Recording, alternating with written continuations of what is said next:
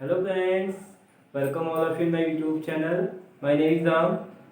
आज हम लोग आपके लिए लेके आए हैं एनसीईआरटी का एक टॉपिक है 10th क्लास साइंस का परमाणु त्रिज्या, इसे इंग्लिश में बोलते हैं एटॉमिक रेडियस, और परमाणु त्रिज्या या परमाणु का आकार जिसे बोला जाता है।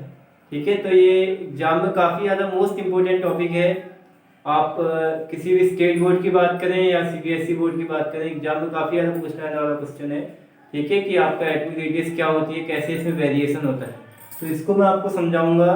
तो इससे पहले आप सभी से रिक्वेस्ट है कि जो इस चैनल पे नए हैं, चैनल को ज़्यादा से ज़्यादा सब्सक्राइब करें, लाइक करें, और आपको वीडियो अगर पसंद आती है तो उसे कमेंट करें और वीडियो को लास्ट तक जरूर देखें। तो आइए स्टार्ट करते हैं अपनी वीडियो को। इसमें दिया हुआ है आपको परमाणु त्रिज्या के बारे में। तो सबसे पहले परमाणु त्रिज्या आपको समझाऊंगा, परमाणु त्रिज्या होती क्या है। परमाणु त्रिज्या के लिए आपको तीन चीज जो है नॉर्मली पता होना चाहिए। नाभिक, नाभिक क्या होता है आपको आपने लास्ट ईयर 9th क्लास में पढ़ा होगा। नाभिक क्या होता है, एक सूक्ष्म नाभिक भाग होता है जो किसी परमाणु के क्या होता है, सेंटर में होता है। ठीक है, तो जो परमाणु त्रिज्या है, अगर आपको नाभिक समझ में आ गया हो, नाभिक क्या होता है आपको एक सूक्ष्म धनावेशित भाग, यानी कि एक आपका पॉजिटिव आपका चार्ज एक प्लेस होता है जो क्या होता है न्यूक्लियस के सेंटर पे होता है।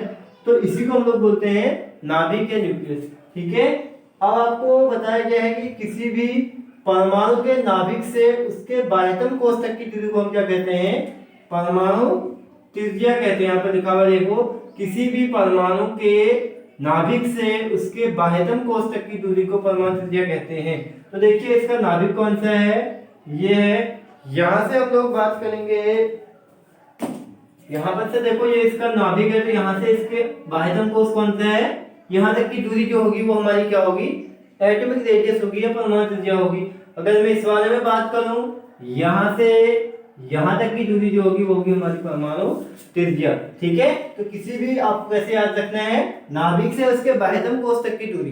ठीक है, सिंपल सी लाइन आपको याद रखनी, किसी भी परमाणु के नाभिक से उसके बाह्यतम कोश तक की दूरी, जितने भी कोश हैं, अगर देखो इसके बाहर एक और कोश आ जाएगा तो नाभिक से उस कोश तक की दूरी हो जाएगी। यानी कि याद क्या रखना है, नाभिक से उसके बाह्यतम कोश तक की दूरी क्या कहलाती है, आपकी परमाणु त्रिज्या कहलाती है। तो आपको समझ में आ गया होगा। नाभिक आपको पहले ही बता दिया गया, नाभिक क्या होता है, एक सूक्ष्म धनावेशित भाग होता है जो परमाणु के क्या होता है, सेंटर में होता है आपका, जिसपे क्या होते हैं न्यूट्रॉन और प्रोटॉन स्टेबल रहते हैं।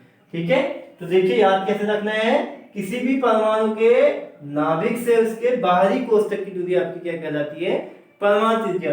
अब आपका क्वेश्चन एग्जाम में पूछा जाता है कि परमाणु त्रिज्या आवर्तों और वर्गों में कैसे चेंज होती है, तो उसके लिए मैं आपको समझाऊंगा। तो इसे मैं रफ करता हूँ। तो आइए हम स्टार्ट करते हैं, परमाणु त्रिज्या का वर्गों और आवर्तों में बदलाव कैसे होता है, कैसे उसमें वेरिएशन आता है। ठीक है, तो सबसे पहले मैं आपको समझाऊंगा वर्ग क्या होते हैं और आवर्त क्या होते हैं। ठीक है, सबसे पहले हम बात करते हैं आवर्त की।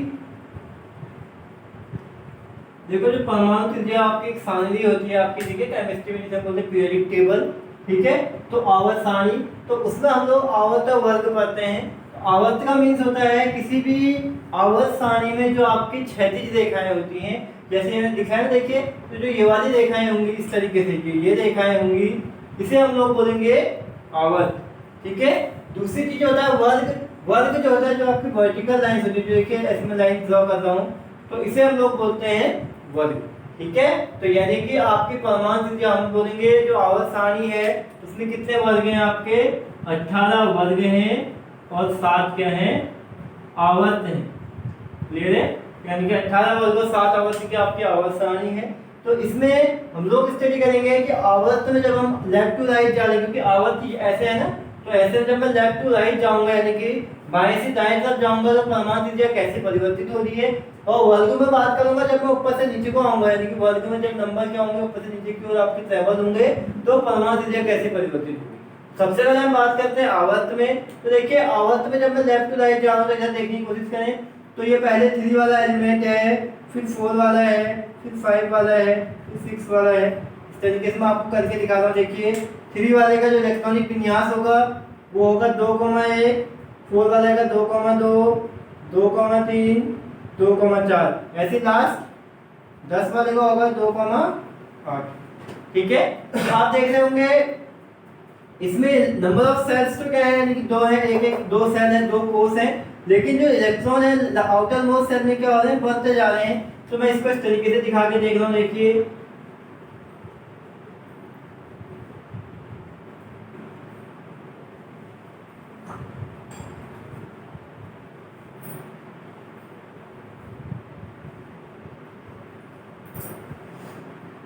तो देखिए पहला सेल है 2,8 यानी कि 2 इलेक्ट्रॉन पहले वाले सेल में, एक इसमें। इसमें क्या है 2 इलेक्ट्रॉन इसमें, 2 इसमें।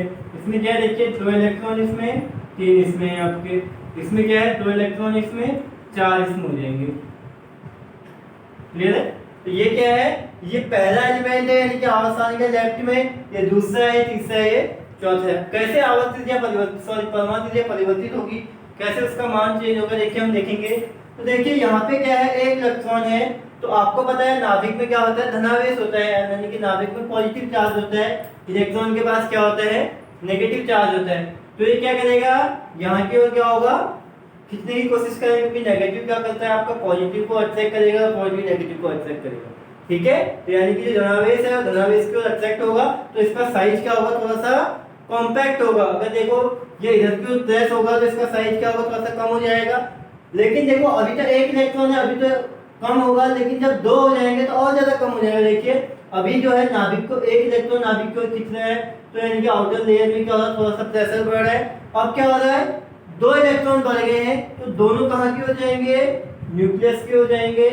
ठीक है, 2 अगर न्यूक्लियस की ओर जाएंगे तो आप देखिए यहाँ पे 2 इलेक्ट्रॉन जाएंगे तो न्यूक्लियस जो इसका साइज है और ज्यादा कम हो जाएगा। यहाँ पे देखिए 3 इलेक्ट्रॉन जा रहे हैं न्यूक्लियस की ओर, तो इसका साइज इसकी तुलना में और ज्यादा कम होगा।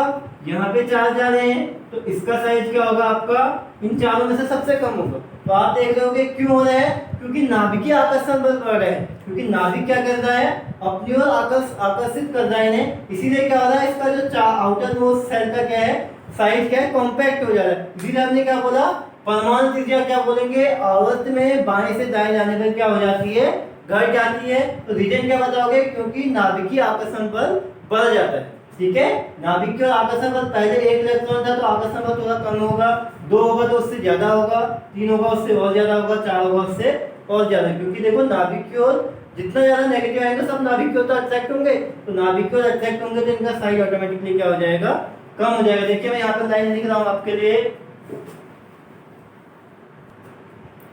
देखिए यहाँ लिखा जा रहा है आपका, आवर्त में बाएं से दाएं जाने पर परमाणु त्रिज्या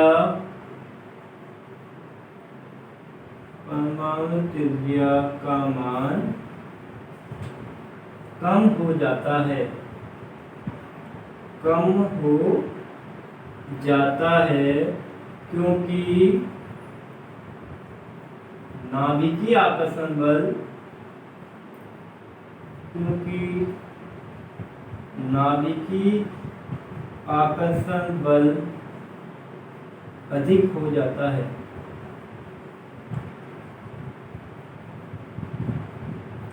नाभिकीय आकर्षण बल अधिक हो जाता है, यानी कि जैसे हम बाएं से दाएं जाएंगे तो परमाणु त्रिज्या का मान क्या होगा आपका, कम होगा। लाइन आपने हमेशा याद रखनी है, आवर्त में बाएं से दाएं जाने पर परमाणु त्रिज्या का मान कम हो जाता है। अगर वो रीजन पूछता है तो नाभिकीय आकर्षण बल में, नाभिकीय आकर्षण बल के कारण नाभिकीय आकर्षण बल क्या हो जाता है, अधिक हो जाता है। तो अब हम पढ़ेंगे वर्गों में, तो देखिए इसे रफ कर रहा हूं मैं। देखिए अब हम पढ़ेंगे वर्ग में परमाणु त्रिज्या कैसी परिवर्तित होती है। तो आपको वर्ग बताया था मैंने अभी, वर्ग क्या होता है, वर्टिकल लाइन, यानी कि इस तरीके से। तो देखिए मैं इसमें लेके चल रहा हूँ, ये न्यूक्लियस सेल है, इसमें आपका 1, दूसरा है 3,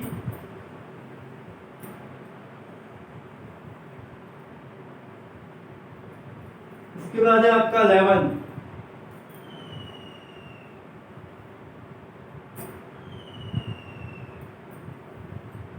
तो देखिए पहले मैं इनका क्या करूंगा, आपका इलेक्ट्रॉनिक कॉन्फ़िगरेशन जिसे हम बोलते हैं परमाणु इलेक्ट्रॉनिक विन्यास करेंगे। 3 वाले का क्या होगा 2,1, 11 वाले का क्या होगा 2,8,1, 19 वाले का क्या होगा आपका 2,8,8, 2 8 10 18 19। तो देखिए इधर हम इसमें क्या करेंगे, इधर देखने की कोशिश करें। पहले वाले में कितने इलेक्ट्रॉन है, 2 और 1, इस वाले की बात करें इसमें तो 1 इलेक्ट्रॉन है। जब दूसरे 3 वाले का करेंगे तो इसमें कितने हैं सेल, 2 इसमें है, 1 इसमें है। ठीक है, अब इस वाले में देखिए 11 वाले में 2 इसमें आपके 8 इसमें हो गए, 3 4 5 6 7 8 एक किसमें है आउटरमोस्ट सेल में। इसको समझना काफी आसान है।